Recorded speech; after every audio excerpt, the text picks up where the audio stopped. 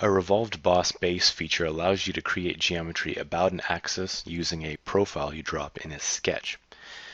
In this case, we'll be drawing up this wheel using a revolve feature to create the initial profile, and then we'll use a series of cuts and patterns to finish off the wheel. To start, we'll open up a new document. And before going into creating the wheel, I'll cover the basics of how a revolve works. So first we'll grab the front plane and create a sketch on it. And I'm going to grab the corner rectangle tool and just draw up a rectangle at the origin. From there, I'm not going to add in any dimensions. I'll just go ahead and go into the Features tab and choose Revolved Boss Base. And you see the first option this brings in is axis of revolution. I just have to select out one of the lines to revolve this profile about, and you can see what the effect of that is. Then I'll go ahead and exit out of that and modify the profile a bit. I'll go ahead and change two of these lines to construction geometries. I'll go back into the revolved boss base. In this case, we'll get an error message telling us the sketch is currently open. To create a closed revolution, we would have to have a closed sketch, but in this case, we're going to create what's called a thin revolution. You see the option for thin feature is checked. I'll just have to choose an axis of revolution. I'll choose that center line, and you can see the result of that. I can also change the thickness of our thin feature, as well as which side of that profile the thin feature is on.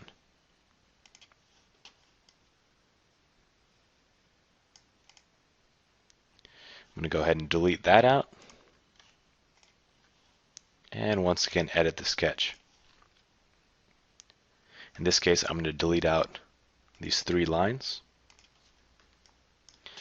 and draw in a 3-point arc from the top of the line to the origin.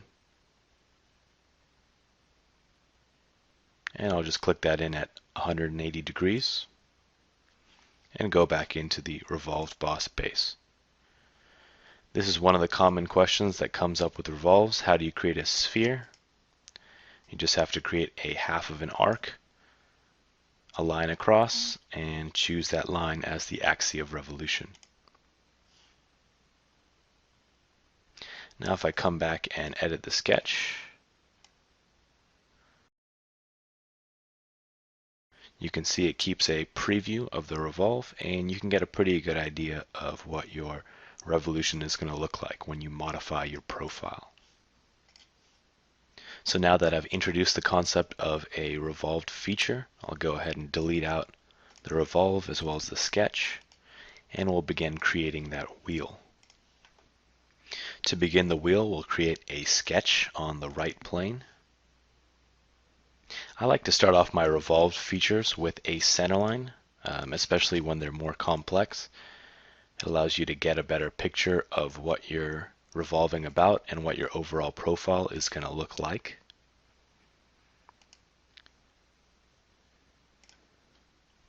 I'll go ahead and give this a dimension of 4.5 inches. That's going to be half the width of our part. And I'm also going to go ahead and drop a center line from our back point there. And I'll go ahead and give that a dimension from this top point and select the center line. And then I'm going to hover my mouse underneath that center line so I can get a diameter. And so we'll set this to a diameter of 18 inches.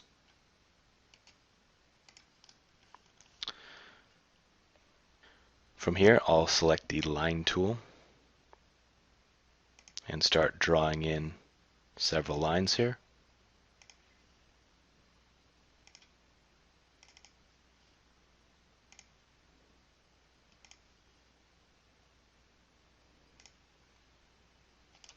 And then we'll go ahead and add in dimension to these.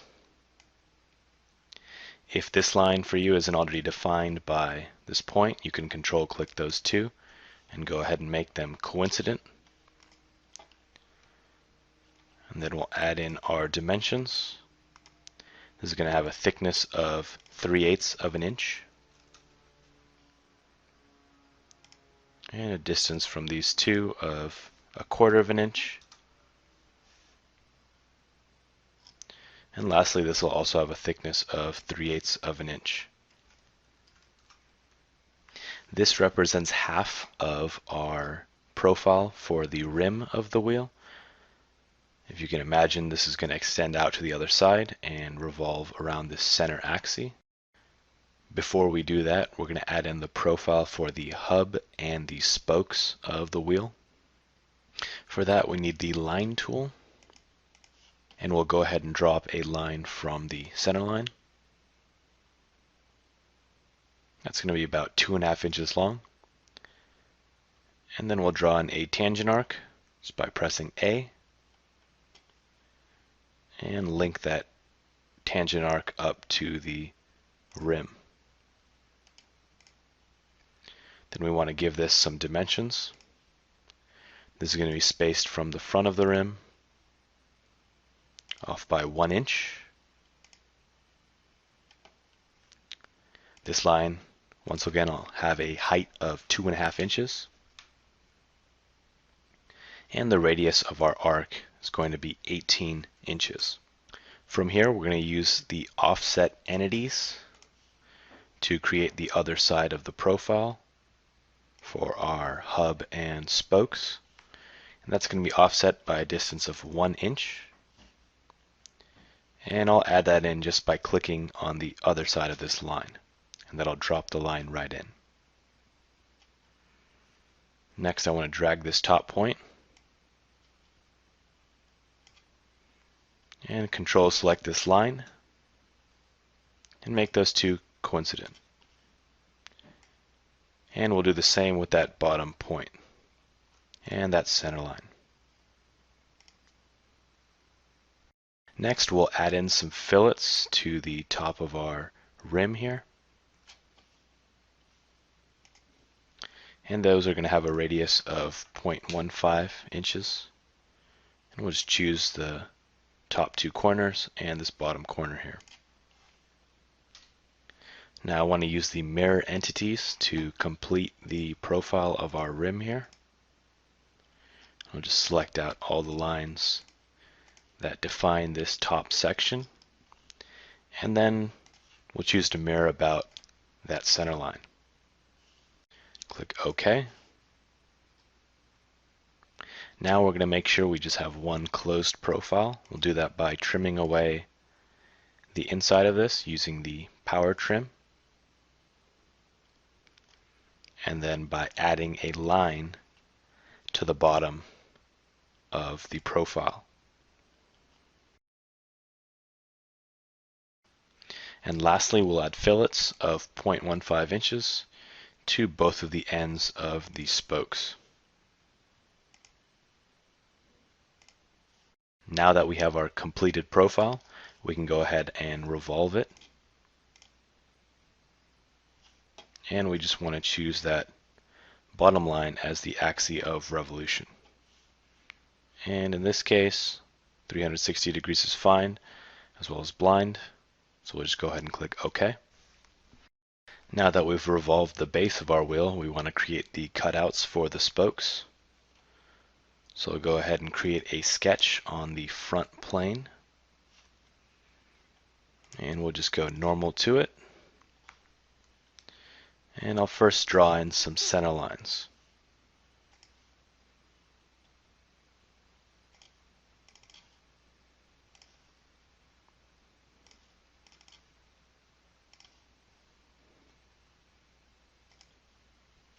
Then we'll give these spacing dimensions. Set this to 30 degrees. And the second one to 60 degrees.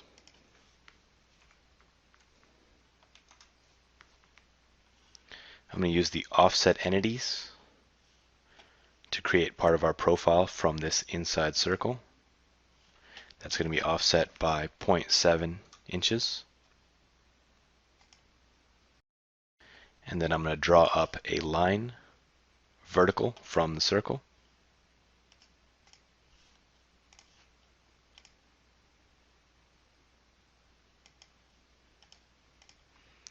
And space this off by 1 inch.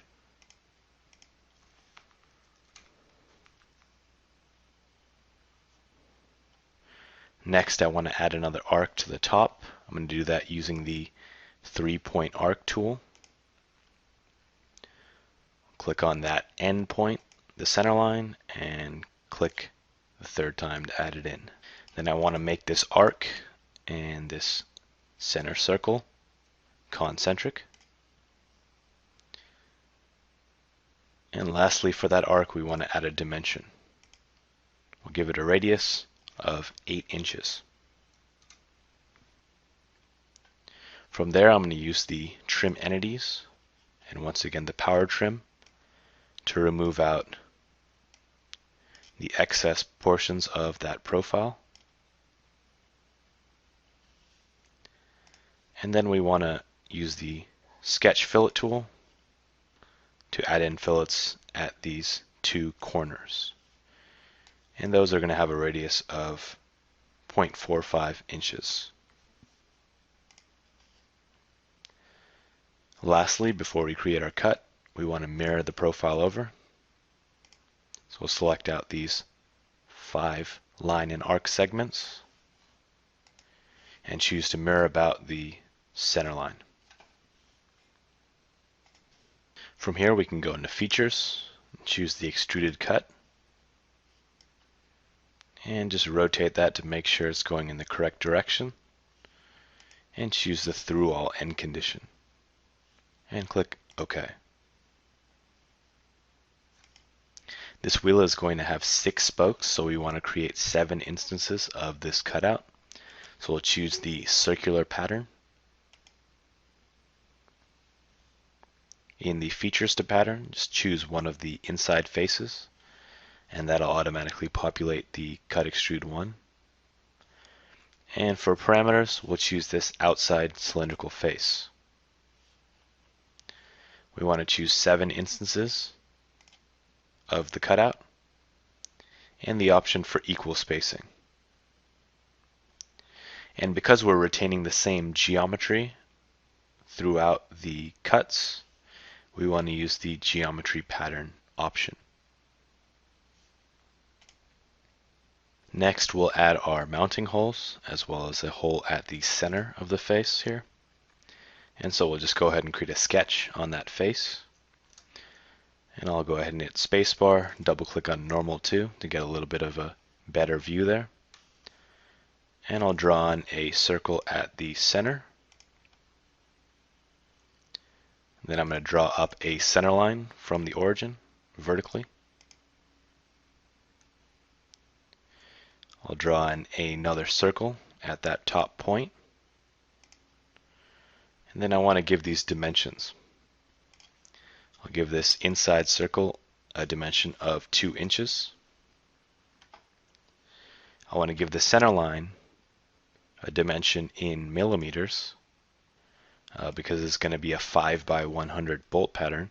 So you'll type in 50 and put an mm behind it for millimeters, and that'll automatically populate the inch dimension equivalent to 50 millimeters.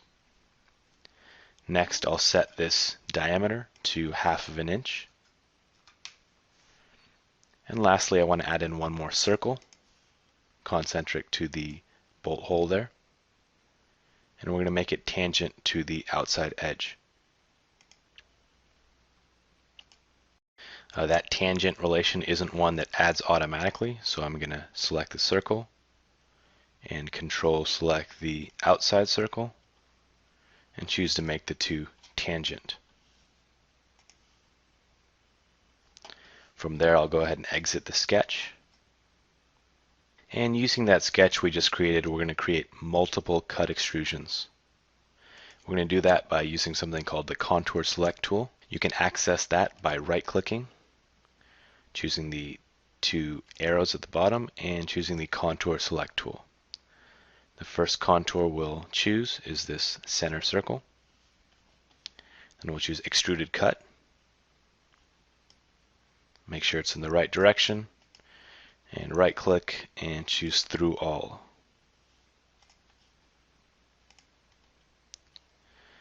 Now since we're using that sketch, we want to be able to see it.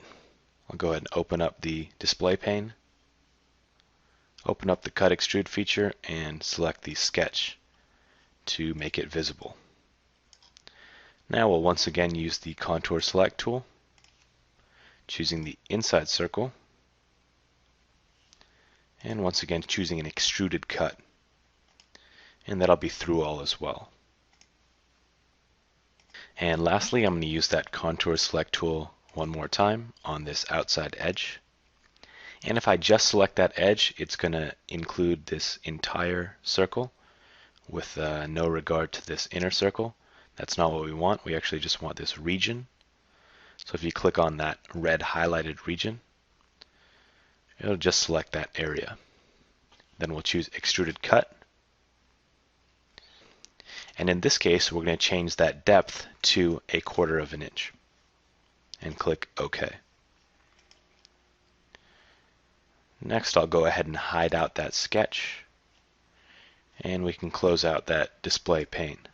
We'll need to create another circular pattern. So go ahead and choose the circular pattern feature. In the features to pattern box, I'll go into the feature tree on the right here and choose the cut extrude 4 and cut extrude 3. And for the parameters, I'll just select this inside circle. We want to change instances to 5 and click OK. The last features we'll need to create are the insets, or the inset cuts on all of the spokes. So I'll create another sketch on the front plane. And once again, I'll just go normal to that, make it a little bit easier to see. And then I'm going to choose the offset entities and select this edge. I'm going to set this at 0.3 inches and choose to reverse the direction. Click OK. And I'll choose the offset entities once again. Choose that edge. And I'll just click on the inside so it places that offset on the inside of the spoke there. Next, I'll grab the line tool and draw in lines to connect these points. Then we want to use the Smart Dimension tool to set this line off from the origin at 4 inches. I can see I get an error when I enter in that dimension. I should actually be able to move this. I'm going to go ahead and take a closer look. Once in a while, when you do add in lines, for some reason an extra line gets added in. I'll just go ahead and delete that out and make sure I can move this line as well as the top line. And then I'll go ahead and add in a dimension of 4 inches. And I'll add in a dimension here of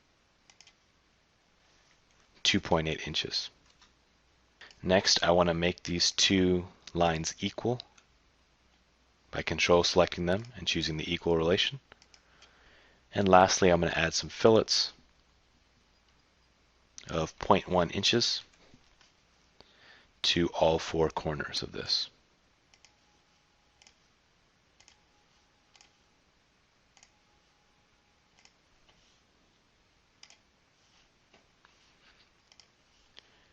And then I'll go ahead and go to the Features tab once again and choose Extruded Cut. Now if I take a look at this from the side, if I use the blind end condition, I'm going to get an angled cut here. I actually want a cut that runs parallel with that surface. So we're going to use a end condition of offset from surface and choose that front surface. In this case, I want an offset of 1/4 of an inch, but I want it into the part, not on the outside. So I'll choose to reverse the offset and click OK. And you can see now that that cut runs parallel to both the front and back surfaces. The last feature we need to complete the part is another circular pattern for that inset cut. So once again, we'll choose the circular pattern tool. Choose one of those inside faces to choose the cut extrude. For our parameters, once again, one of the available cylinders, and we'll create 7 instances. And I'll go ahead and click OK. And lastly, now that the geometry of the part is done, we just want to add in an appearance to make this part look a little bit more attractive. We'll go ahead and click on the part, or right click on it and choose Appearance. And click on the part itself. And then we'll come in over here on the right, go into the Appearances, into the Painted folder, and choose Car. And in this case, we're going to choose a steel gray and just drag and drop that on the part. Lastly, I want to make this a little darker. So I'll change to this gray here, and that'll retain the appearance of that paint, but it'll change the color to what we select. We'll go ahead and click OK. And then I want to add highlights to both these cutouts and our outside rim here. So first I'm going to Control select the cut extrude and the circular pattern. Go ahead and right click, choose Appearances, and choose the cut extrude. Choosing the cut extrude means it'll apply on the feature level. If we chose body, it would apply it to the entire body. And if we chose part, it would apply it to the entire part. The difference with body here is that if we had multiple bodies, we could choose different colors for the different bodies. But in this case, we want it to be feature level. I'm going to go ahead and select this orange color. Click OK. And lastly, I'm going to click on this face. Once again, go to Appearance and choose to apply at the face level. And I'll go ahead and select that orange once again. And there we have our completed wheel.